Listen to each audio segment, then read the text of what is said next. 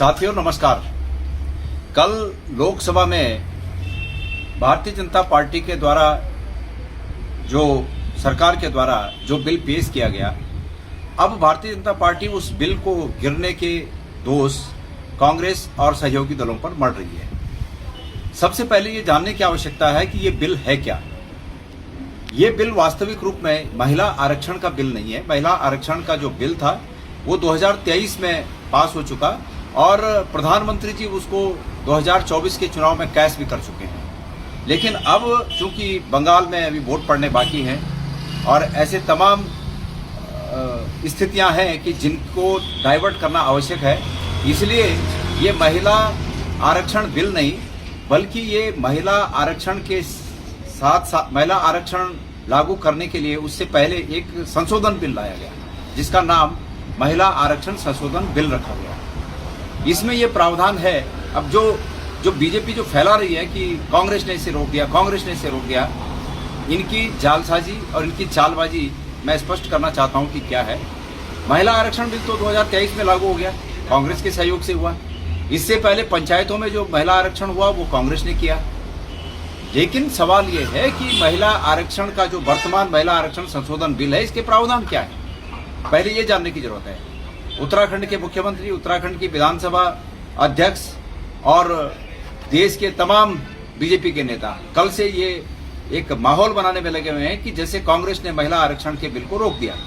लेकिन जो वर्तमान में जो कल महिला आरक्षण संशोधन बिल है उसके प्रावधान ये हैं कि देश में जितनी भी सीटें हैं उन सीटों का ड्योढ़ा बनाया जाए। मतलब आधी सीटें, अगर किसी सदन में 500 सीटें हैं तो 250 सीटें और कर दी जाए। उत्तराखंड में 70 सीटें हैं तो 35 सीटें और जोड़ दी जाए। ये निश्चित रूप में महिला आरक्षण लागू करने का प्रावधान नहीं बल्कि ये है कि इस बात का विरोध किया जाए और ये दिखाया जाए कि कांग्रेस महिला आरक्षण के विरोध में है। उत्तराखंड के परिप्रेक्ष्य में धामी जी ने एक कल जो ट्वीट किया जो अपने सोशल मीडिया से उन्होंने लिखा, उन्होंने पूरा इसका दोष कांग्रेस को दिया और उन्होंने लिखा कि नारी शक्ति बंधन अधिनियम जैसे ऐतिहासिक संविधान संशोधन और को कांग्रेस और उसके सहयोगी दलों ने मिलकर रोक दिया। महिलाओं को 33% आरक्षण देने वाले बिल का विरोध करना ही नहीं बल्कि उसका मजाक उड़ाना और जश्न मनाना यह केवल राजनीतिक नहीं, नारी शक्ति का अपमान है। मुख्यमंत्री धामी जी, आप इस प्रदेश की हमारी भोली भाली बहनों को बरगला रहे हैं। महिला आरक्षण का बिल पहले ही पास हो चुका है। अगर आपको महिला आरक्षण लागू करना है तो उत्तराखंड की वर्तमान 70 सीटों के आधार पर महिला आरक्षण लागू कर दीजिए। किसने रोका है आपको? देश के प्रधानमंत्री जी को महिला आरक्षण लागू करना है तो 33% आरक्षण वर्तमान सीटों के सामने लागू कर दीजिए। किसने रोका है उनको? और माननीय मुख्यमंत्री जी और विधानसभा की अध्यक्षा, अगर आपको यहाँ महिलाओं का भला करना है तो प्रदेश के सभी सरकारी MBBS कॉलेजों में MBBS की सीटें 33% आरक्षित कर देना महिलाओं के लिए। इसी प्रकार अगर यहाँ पर जो PCS के स्तर के हैं, लोक सेवा आयोग के हैं, अगर आप करना चाहते हैं महिलाओं के लिए तो इस प्रकार का कर दीजिए ना महिलाओं के लिए। किसने रोका है? लेकिन महिलाओं का भला नहीं करना है, कांग्रेस को बदनाम करके महिलाओं के वोट चाहिए आपको। आपकी यही रणनीति है। ऋतु खनूड़ी जी लिखती हैं, इनके ऊपर तो कई बार आरोप लग चुके हैं कि इन्होंने अपनी जो संवैधानिक पद पर बैठी हैं उन सीमाओं का लगातार घोर उल्लंघन किया। और अब आज ये लिख रही हैं कि आज लोकतंत्र के मंदिर में लोकसभा में जो हुआ वो अत्यंत दुर्भाग्यपूर्ण एवं चिंताजनक है। देश की माताओं और बहनों को उनके अधिकारों के अनुरूप 33% आरक्षण प्रदान करने हेतु लाए गए, ये कितना गुमराह कर रही हैं। ये 33% आरक्षण लागू करने के लिए नहीं आया था बिल। विधानसभा अध्यक्ष जी, अपनी बुद्धि और अपने विवेक का प्रयोग लोगों को गुमराह करने में नहीं, लोगों का भला करने में लगाइए।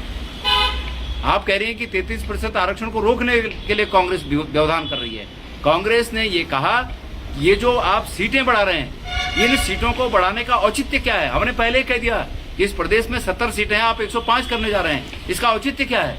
इसको साबित करिए। और खास करके आप विधानसभा की अध्यक्ष हैं, आपको तो ये शोभा नहीं देता कि आप इस तरह के राजनीतिक जुमलों का इस संवैधानिक पद पर बैठते हुए इस तरह के राजनीतिक जुमले चलाएं, क्योंकि आने वाले समय में जो आपके बाद इन पदों पर बैठेगा, अगर वो भी आपका अनुसरण करेगा तो उसमें आपकी भी इज्जत तार तार होगी।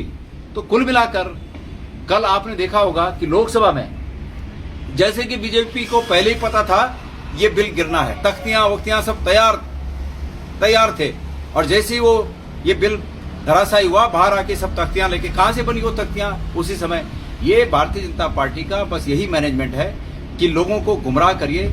मैं इस प्रदेश की माताओं को, बहनों को, इस प्रदेश के हमारी महिला शक्ति को ये निवेदन करना चाहता हूं कि भारतीय जनता पार्टी के इस जाल में फंसकर वो अपने मत का जो भी वो अपने मत का उपयोग करना चाहते हैं सोच समझ कर करें। भारतीय जनता पार्टी के जाल में फंसकर उसका उपयोग न करें।